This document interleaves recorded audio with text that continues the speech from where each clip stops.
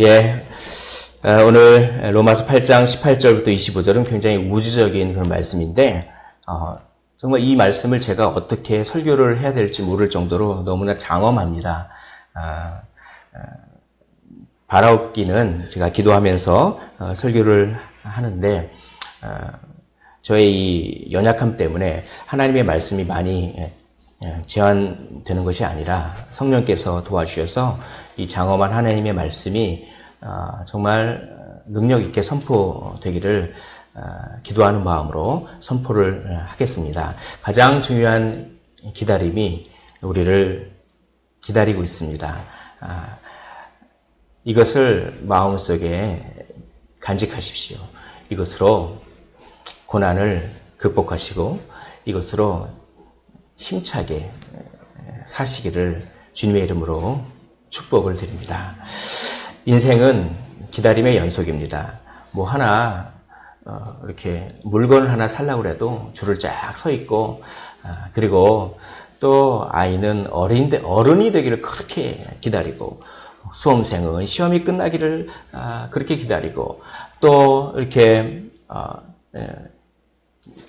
대학생들 뭐 취업을 기다리고 시험 본 사람들은 합격을 기다리고 또 가정을 이루면 또 뭐 자녀를 기다리기도 하고 아니면 집장만 하느라고 그렇게 집을 기다리고 하고 기다렸다가 그게 되면 또 다른 기다림이 있고 그게 끝나면 또 다른 기다리고 있고 그래서 결국은 죽음이 기다리고 있습니다. 인생은 기다림의 연속입니다. 무엇을 기다리시는지요? 그러나 기다림 중에는 가장 중요한 기다림이 있습니다. 그 기다림이 우리를 기다리고 있고 우리는 그 기다림을 기다리고 있습니다. 우리 안에 성령도 그 기다림을 기다리고 있습니다.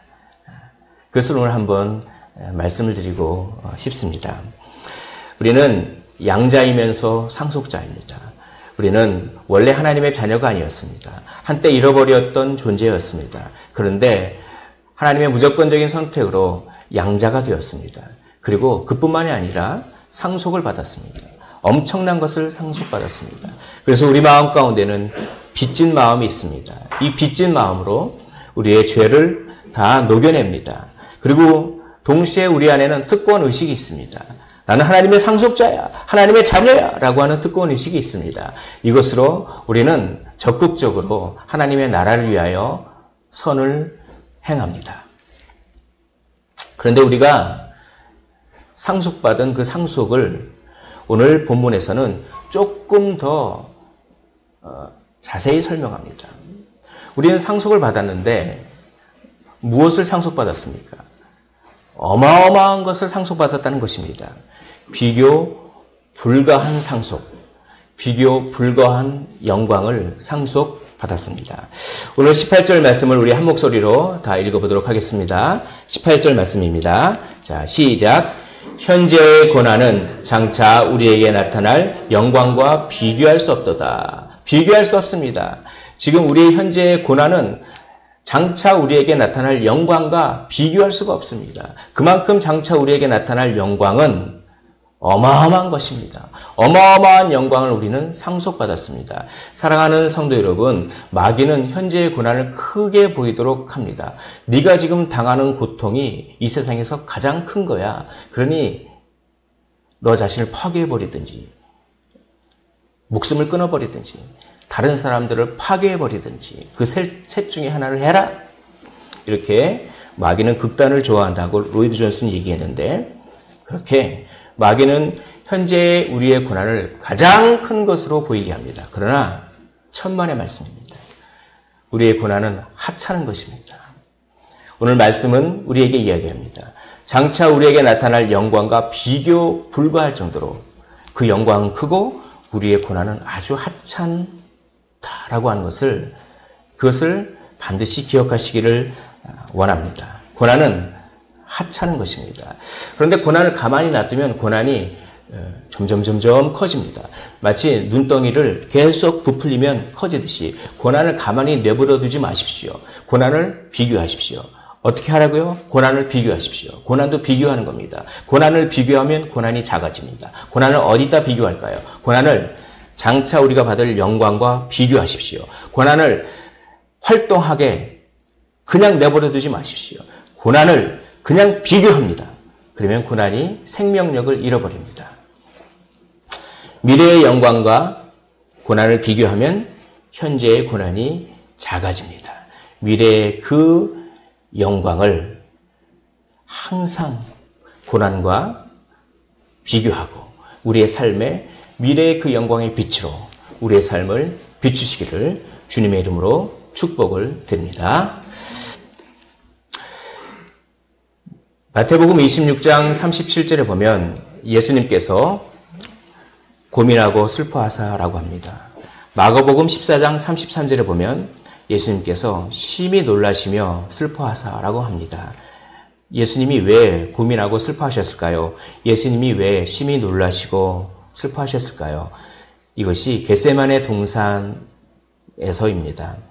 겟세마네 동산에서 기도하러 가실 때, 그러니까 기도하실 때 어떤 기도를 했습니까? 아버지여, 내 뜻대로 하지 마시옵고 당신의 뜻대로 하옵소서, 이렇게 기도하지 않았습니까? 그런데 이 기도가 시작되기 전에 겟세마네 동산으로 걸어갈 때 여기 우리 한글 성경에는 고민하고 슬퍼하사라고 되어 있지만 실제로는 고민하고 슬퍼하기 시작하셨습니다. 이렇게 번역되어 있습니다. 겟세마네 동산으로 기도하러 걸어가실 때 슬픔이 시작되었습니다. 뭔가 굉장한 고통이 그때부터 벌써 일어났던 것입니다. 생각해 보십시오. 예수님은 십자가 지실 거를 모르셨습니까? 그 하나님이 앞으로 있을 일을 모든 것들 다 아시는 하나님이 그걸 몰랐을 리가 없죠. 그리고 제자들한테 나는 십자가 진다, 나는 십자가 진다, 무수히 그렇게 미리 얘기를 하셨습니다. 그런데 갑자기 고민하시고 마가복음에는 심히 놀라시며 당황스러운 거예요. 갑자기 당황스럽습니다. 이게 뭐냐면 제대로 된 실체를 알았을 때 이렇게 고민이 되고 당황스러운 거죠. 내가 십자가를 지는 걸 알고 있었는데 그런데 막상 그 십자가의 고통이 어떤 것이란 것을 아마 하나님께서 겟세마네 동산에 기도하러 이렇게 출발하실 때 살짝 알려주셨던 것 같습니다. 갑자기 당황스럽습니다. 심히 놀랍니다. 아니 이런 거였어? 이건 내가 경험하지 못한 그런 고통이었잖아. 어떤 목사님이 그걸 이렇게 설명합니다. 좀 이빨이 아파가지고 그 치과에 갔는데 다른 사람들한테 많이 들었어요. 치과에 가면 그 이빨 그 치료하는데 너무 고통스럽고 그거 아파. 그걸 알고 있습니다. 알고 있는데 본인은 그걸 경험은 안 해봤습니다. 그러나 알고는 있습니다. 그래서 탁 갔습니다. 가서 딱 앉았습니다. 근데 갑자기 드릴소리 드르륵 나는 것입니다. 드릴소리를 하고 갑자기 그 자기 이빨을 드릴이 막 후배 파는 것 같아. 그때 아니 이런 거였어? 그러면 내가 괜히 왔네. 예.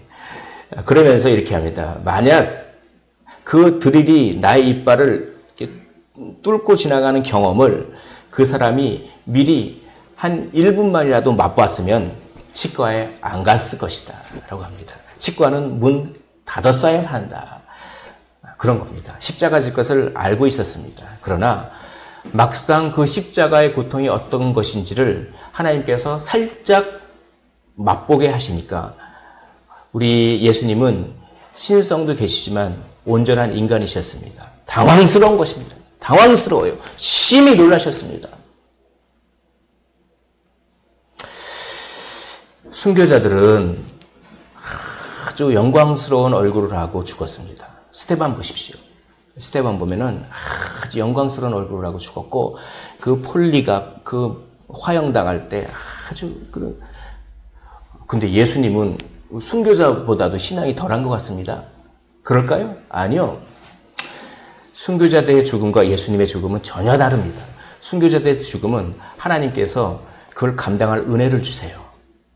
은혜의 힘으로, 조금 속된 말로 은혜빨로 그걸 견디는 것입니다. 평화롭게. 그러나 예수님의 죽음은 전혀 다릅니다.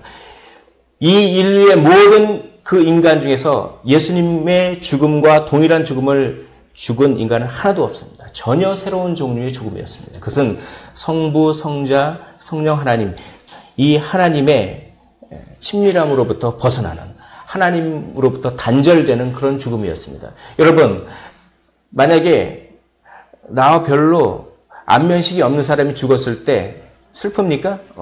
안타깝구나. 그런데 나의 가장 친한 친구가 죽으면 어떻습니까? 슬픕니까? 엄청 슬프죠. 나의 가족이 죽으면 어떻습니까? 엄청 슬프죠. 사랑하는 관계에 비례해서 그 사랑하는 사람과의 단절됐을 때 그 사람과의 사랑에 비례해서 그 단절감은 커집니다. 성부 하나님과 성자 예수님의 사랑의 관계는 무한대였습니다. 그러므로 그분과의 관계가 단절되는 것은 무한대의 고통입니다. 뿐만 아니라 단지 사랑의 부재뿐만 아니라 진노가 쏟아지는 것이었습니다. 진노가 쏟아지는 것이.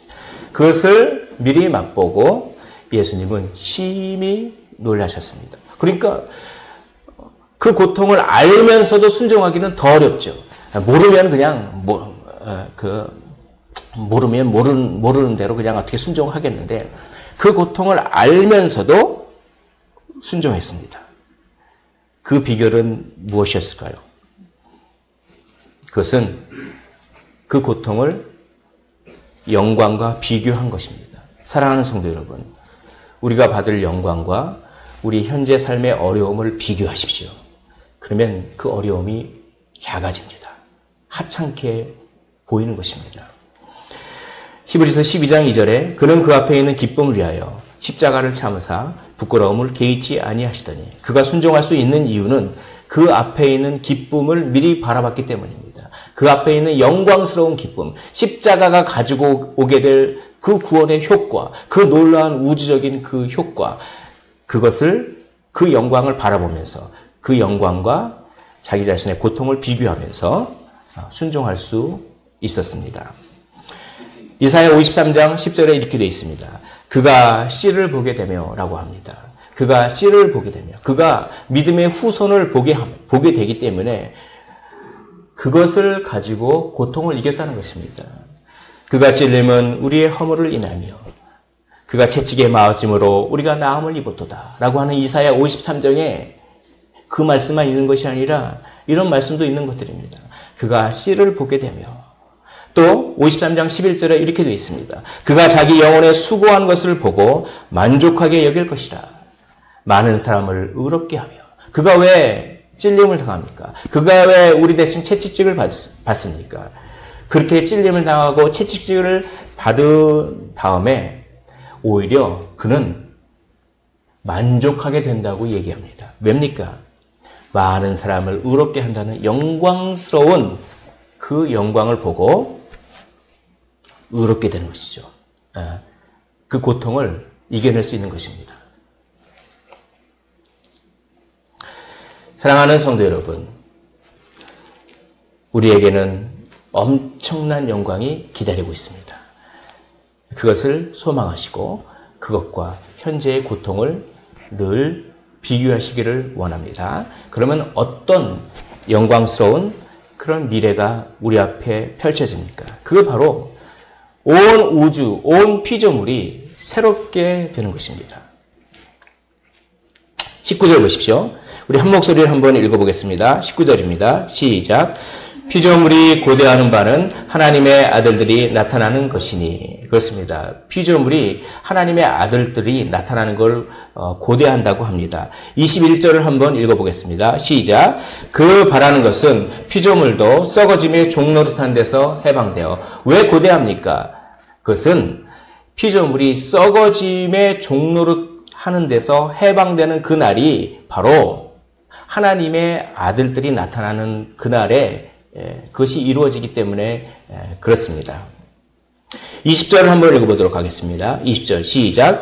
피조물이 허무한데 굴복하는 것은 자기 뜻이 아니요 오직 굴복하게 하시는 이로 말미암음이라 라고 말씀합니다. 피조물이 허무한데 굴복하는 것은 자기 뜻이 아닙니다. 자기 뜻 때문에 자기 뜻으로 굴복한 것이 아닙니다. 오직 굴복하게 하시는 이가 누굽니까? 하나님으로 말미암음이라 라고 합니다. 우리 창세기 3장 17절 있습니다. 창세기 3장 17절을 한번 읽어보도록 하겠습니다. 시작.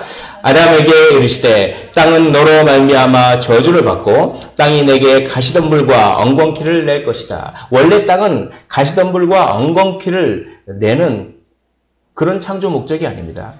땅은 엄청난 열매를 맺게 하는 것이 원래 창조 목적이었습니다.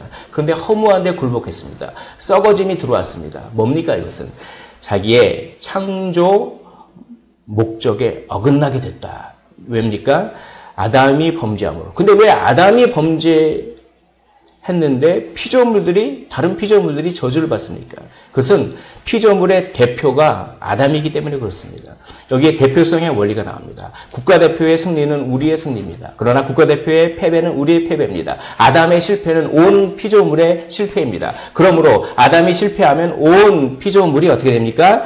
허무하고 창조 목적에 어긋나게 되고 그렇게 되는 것이죠. 그러므로 거꾸로 얘기하면 이제 사람들이 온전하게 구원받으면 피조물도 온전하게 구원받는 것입니다. 그게 대표성의 원리입니다. 그래서 마지막 아담 예수 그리스도께서 우리를 대표하셔서 십자가에 못 박혀 돌아가시고 그리고 부활하시고 그러므로 말미암아 그 예수를 믿음으로 믿는 우리도 그 구원의 효과를 전가받아 우리도 어떻게 합니까? 우리도 부활합니다. 우리도 살아납니다. 우리도 썩어짐의 종로로 돼서 해방됩니다. 우리의 몸은 이제 영원히 썩지 않고 영원히 죽지 않는 그 몸이 된다라고 하는 이 우주적인 구원을 너희는 상속받았다라고 합니다. 아담이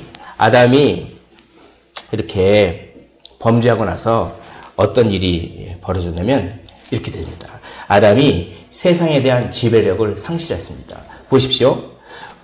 왜 사자가 우리를 공격합니까?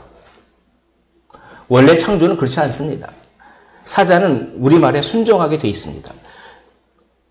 아담이 모든 동물들의 이름을 다 지어줬습니다. 그게 뭡니까? 그건 이름을 짓는다는 것은 그 피조물을 지배한다는 얘기입니다. 그게. 피조물을 다 지배했죠. 근데 보십시오. 왜 뱀의 말을 듣습니까? 뱀이 아담의 말을 순종해야지 왜 아담이 뱀의 말을 순종해서 선악과를 따먹습니까? 뭔가 이게 죄스러운 마음이 들어오니까 그렇게 되는 것이죠. 창조 질서가 어긋납니다. 왜 우리는 길에 다니는 벌레를 보며 왜 혐오스럽게 생각합니까? 왜 바퀴벌레가 혐오스럽습니까? 도대체 바퀴벌레가 왜 혐오스럽죠? 누가 가르쳐줬습니까? 바퀴벌레가 혐오스럽다고?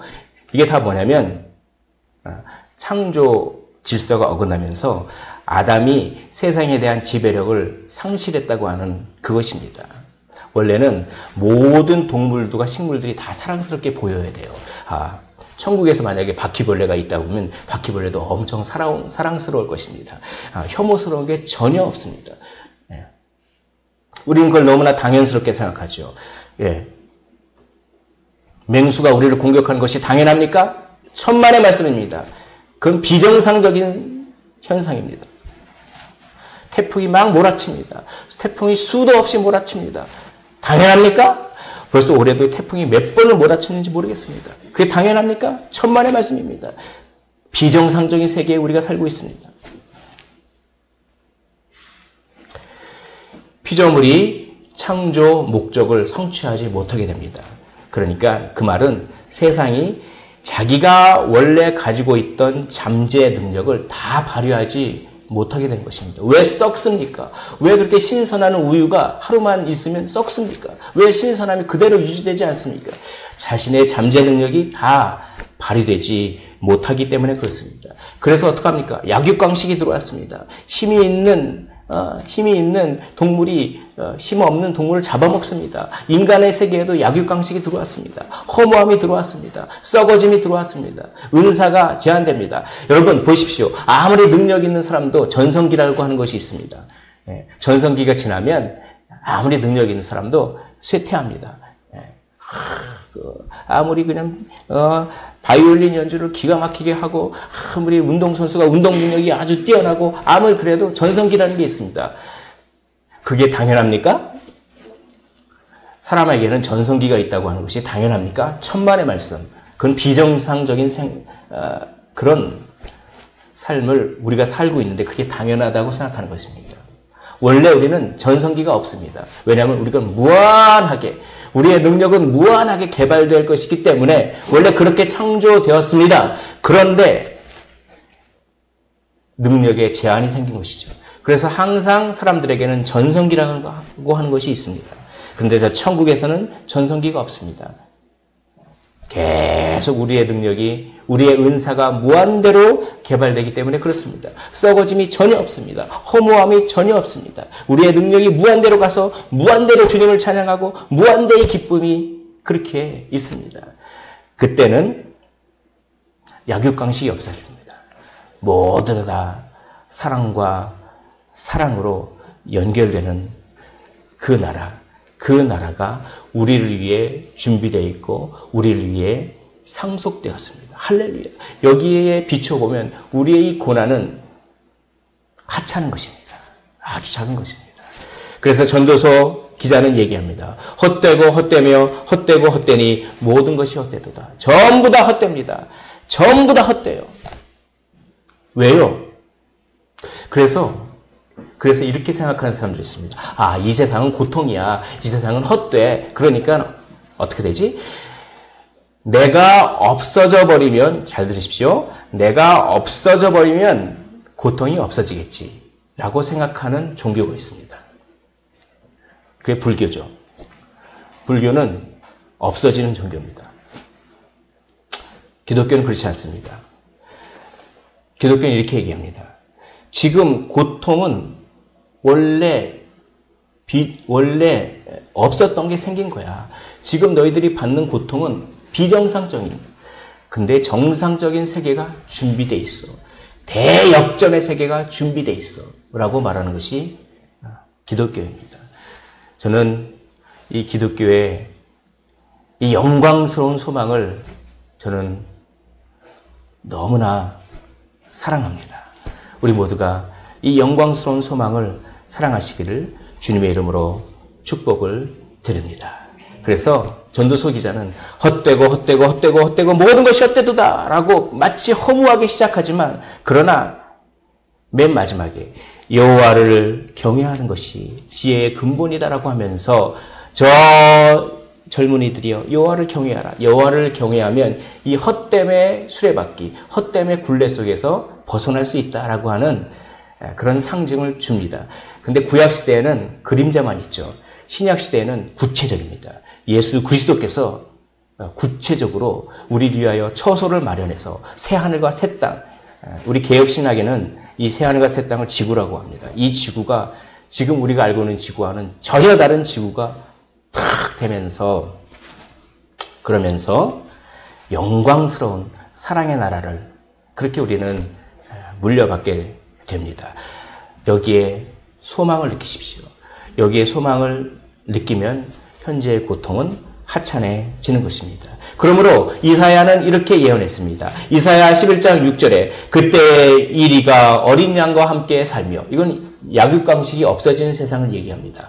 이사야 11장 6절에 보십시오. 광야와 메마른 땅이 기뻐하며 그것들이 여호와의 영광 곧 우리 하나님의 아름다움을 보리로다 라고 합니다. 광야와 메마른 땅이 기뻐합니다. 사막에 샘이 넘쳐 흐릅니다. 그 광야들이 여호와의 영광 곧 우리 하나님의 아름다움을 봅니다. 이 매력에 빠져서 황홀해지는 것입니다.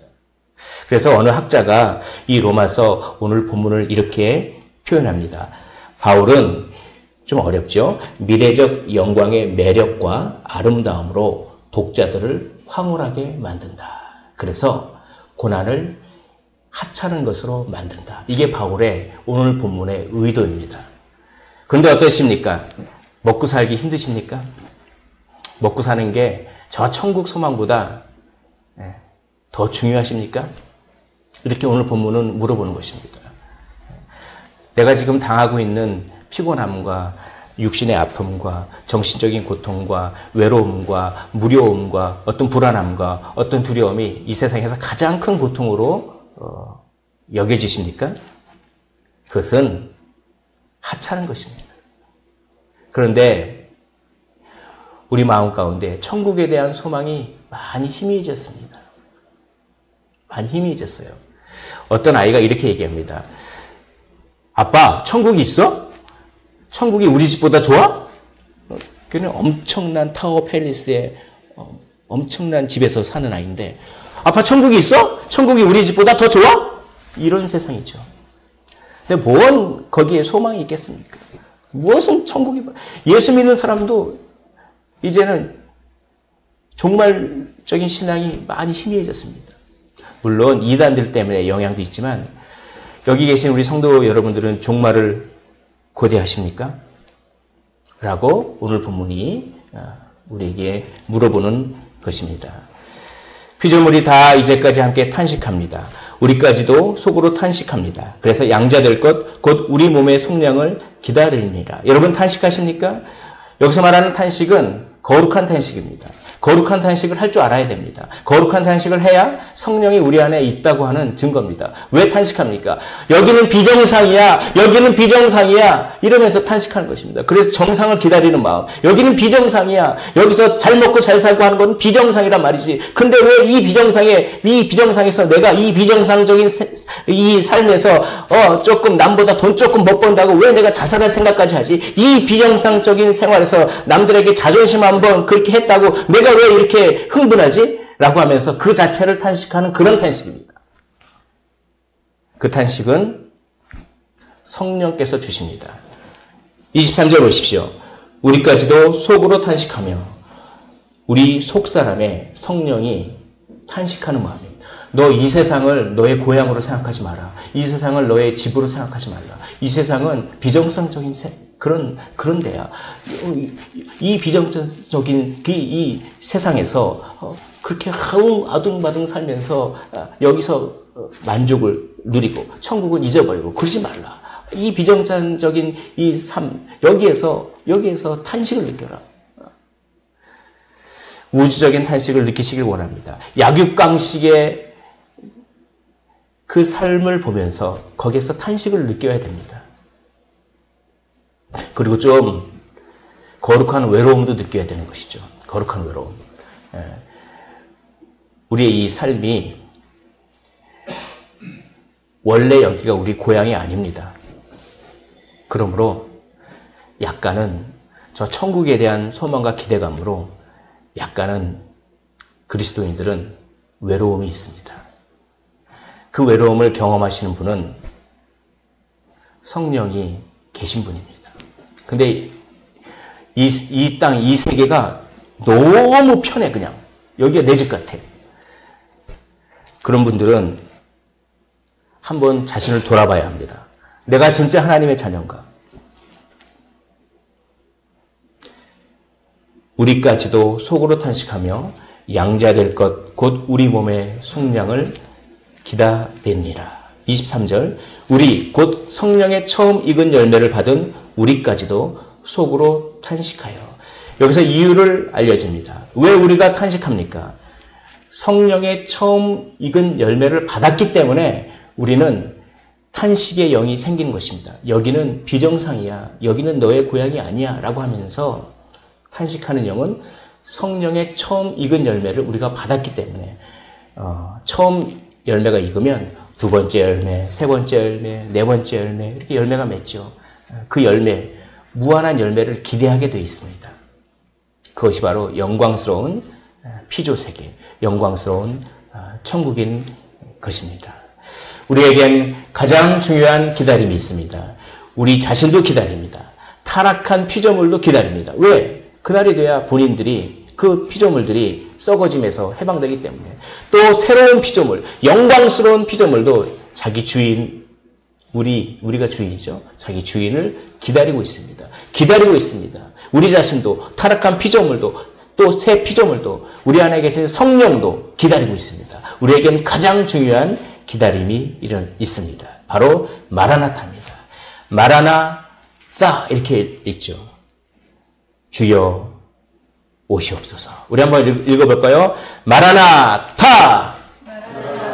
다시 한번 마라나타. 이것이 초대교회의 인사였습니다. 성도님 안녕하세요. 안녕하세요. 이렇게 이렇게 우리가 인사하죠. 근데 초대교회는 마라나타 마라나타 하면서 주여 오시옵소서. 주여 오시옵소서. 이렇게 인사했습니다. 그만큼 중요한 기다림에 대한 가치를 인정했죠. 우리는 어떻습니까? 우리도 그날을 고대하고 그날을 사모하고 그날의 영광에 우리의 현재의 고통을 하찮게 여길 줄 알아야 합니다. 이제 기다리십시오. 그날이 있다고 하는 것을 우리는 알았으니 인내로 기다리기를 원합니다. 24절 보면 우리가 소망으로 구원을 얻었음에 보이는 소망이 아니니 보는 것을 누가 바라리요? 라고 합니다. 이미 얻은 것은 소망이 아닙니다. 보이는 소망은 소망이 아닙니다. 보는 것을 누가 바랍니까? 보이지 않기 때문에 소망입니다. 그러나 확신이 있습니다. 성령께서 확신을 주셨습니다. 그래서 소망으로 인내를 하며 살아갑니다. 25절 우리 한 목소리로 읽어보도록 하겠습니다. 25절입니다. 시작. 만일 우리가 보지 못하는 것을 바라면 참음으로 기다릴지니라. 아멘. 참음으로 기다리시기를 주님의 이름으로 축복을 드립니다. 우리는 대표 선수입니다. 피조물이 우리를 위해 응원하고 있습니다. 우리를 위해 견뎌주십시오. 피조물들이 그렇게 응원하고 있습니다. 우리를 위해 견뎌주십시오. 제발 견뎌주십시오. 그날까지 참아주십시오. 우리를 위해. 이렇게 피조물이 우리를 응원하고 있다고 오늘 본문이 그렇게 이야기하고 있습니다. 또 영광스러운 하나님의 나라가 우리를 응원하고 있습니다. 저는 주인을 기다리고 있습니다. 저는 다 준비됐습니다. 영광스럽게 단장을 타고 꽃단장을 타고 그 새 예루살렘으로 준비가 다 되어 있습니다. 저는 주인을 기다리고 있습니다. 그렇게 이렇게 아름답게 지어져 놓고 주인이 없으니까 참 외롭네요. 기다리고 있습니다. 기다리고 있습니다. 라고 영광스러운 새 하늘과 새 땅 하나님 나라가 우리를 응원하고 있습니다. 그러므로 힘내십시오. 고난은 하찮은 것입니다. 당연히 그림자죠. 치워봐야 아무데도 다치지 않잖아요. 어떤 사람이 딸이 있었는데 딸이 아주 어려요. 그런데 아내가 돌아가셨습니다. 아내를 잃었습니다. 어린 딸만 있는 상황이죠. 근데 그 사랑하는 아내를 잃어가지고 그래서 그냥 어찌하든 인생을 잘 살아보겠다고 막 이렇게 참고 살고 있었습니다. 그리고 이제 어느 날 이렇게 운전하고 도로를 딱 가는데 자기 옆에 아주 큰 트럭이 지나가는 거예요. 이사심 센터 트럭이 쫙 지나가니까 그 큰 트럭의 그림자가 자기의 자동차를 그림자가 쫙 훑고 지나갑니다. 그때 갑자기 번뜩하고 아이디어가 생각났습니다. 그 아빠가 그 어린 딸에게 이렇게 질문합니다. 야, 얘야, 너 저 차에 치이는 게 좋냐? 아니면 저 차의 그림자에 치이는 게 좋냐? 그러니까 그 딸이 당연히 그림자죠. 치워봐야 아무데도 다치지 않잖아요. 이렇게 얘기하자 그 아빠가 이렇게 그 딸에게 얘기합니다. 맞아! 엄마를 치고 지나간 것도 죽음의 그림자일 뿐이란다. 사실 엄마는 살아있어. 우리보다 더 잘 살고 있지. 2000년 전에 진짜 죽음의 트럭이 예수님을 치고 지나갔기 때문이야. 차에 깔려 으스러졌던 예수님 덕분에 우리를 덮칠 수 있는 건 그 그림자뿐이야. 게다가 그 그림자는 영광으로 들어가는 문 노릇을 한단다. 우린 그저 예수님을 믿기만 하면 돼. 사랑하는 성도 여러분, 죽음은 우리를 정복할 수 없습니다. 단지 죽음의 그림자가 우리를 순간순간 무섭게 할 뿐이지 죽음은 우리를 정복할 수 없습니다. 왜냐하면 십자가에서 이 인류 통틀어서 예수 그리스도의 죽음은 아주 독특한 죽음이었습니다. 예수님께서 그런 죽음을 죽으셨기 때문에 우리는 죽음에 의해서 정복당하지 않습니다. 이것을 믿으십시오. 우리는 그저 예수님을 믿기만 하면 영광으로 들어가게 될 줄 믿습니다. 성령도 우리를 탄식하며 응원하고 있습니다. 성령이 어떻게 우리를 응원할까요? 이렇게 응원합니다. 사도행전 20장 23절을 한 목소리로 읽어보겠습니다. 시작. 성령이 각 성에서 내게 증언하여 결박과 환난이 나를 기다린다 하시나. 이 로마서를 쓰고 나서 바울은 예루살렘으로 떠납니다. 예루살렘으로 떠날 때 그때 많은 예언하는 무리들을 통해서 이렇게 얘기합니다. 너 예루살렘에 가면 결박당할 거야. 많은 예언과 선지자의 무리들이 그렇게 얘기합니다. 그럼 우리 같으면 이건 성령의 음성이다. 그러니까 예루살렘에 가면 결박당하고 환난이 나를 기다린다고 성령이 그렇게 얘기하니까 거기를 가지 말라는 모양이다. 이렇게 생각하지 않겠습니까? 이건 우리에게 주신 하나님의 뜻이야. 거기 가면 우리가 결박을 당해. 예언자를 통해서 몇 번이나 반복해서 이걸 예언해 주셨어. 그러니까 내가 예루살렘에 가는 것은 하나님의 뜻이 아니야. 라고 우리 같으면 생각합니다. 그런데 바울은 그렇지 않았습니다. 이 예언을 듣고 이렇게 얘기합니다. 20장 23절을 우리 한 목소리로 다시 한번 읽어보겠습니다. 시작! 내가 달려갈 길과 주 예수께 받은 사명 곧 하나님의 은혜의 복음을 증언하는 일을 마치려 하면은 나의 생명조차 조금도 귀한 것으로 여기지 아니하노라. 아멘. 바울은 이걸 어떻게 해석했을까요? 이걸 이렇게 해석했습니다. 성령이 각성에서 내게 증언하여 결박과 환난이 나를 기다린다. 이걸 어떻게 해석하냐면 응원으로 해석했습니다. 잘 알지? 거기 가면 결박과 환난이 기다리고 있어. 근데 내가 도와줄 거야. 각오해라. 이렇게 응원으로 그걸 받아들였습니다. 사랑하는 성도 여러분, 환난과 결박과 고통은 성령이 우리에게 주시는 응원입니다. 왜냐하면 성령이 우리의 삶을 책임져 주시기 때문에 그렇습니다. 그러므로 결박과 환난과 어려움과 고통이 와도 그걸 성령의 응원으로 생각하십시오. 그리고 내가 달려갈 길과 주 예수께 받은 사명 곧 하나님의 은혜의 복음을 전하는 일을 마치려 하면은 나의 생명조차 조금도 귀한 것으로 여기지, 생각하지. 이 생각은 누가 주셨을까요? 이 생각도 성령이 주신 것입니다. 여기지 아니하노라. 조그만한 고통에 쩔쩔매지 마십시오. 아무것도 아닙니다. 성령께서 응원하십니다. 성령께서 탄식하십니다. 성령께서 모든 것이 합력하여 선을 이루게 될 줄 믿습니다. 그리스도인의 소망은 가장 중요한 기다림을 상속받았다는 것입니다. 우리는 기다림을 상속받았습니다. 우리가 해야 할 일은 그날을 바라보면서 기다리는 것입니다. 왜냐하면 우리는 기다리는 것을 상속받았기 때문입니다. 가장 중요한 기다림을 우리는 상속받았습니다. 그것이 소망입니다. 왜냐하면 그 기다림 끝에는 영광스러운 온 회복된 피조세계가 주인님 저를 다스려 주십시오 라고 할 것이기 때문입니다. 영광스러운 들에 황홀한 소망이 있습니다. 그러므로 고난을 하찮게 여기십시오. 그리고 기다리시기를 주님의 이름으로 축복을 드립니다. 우리 시간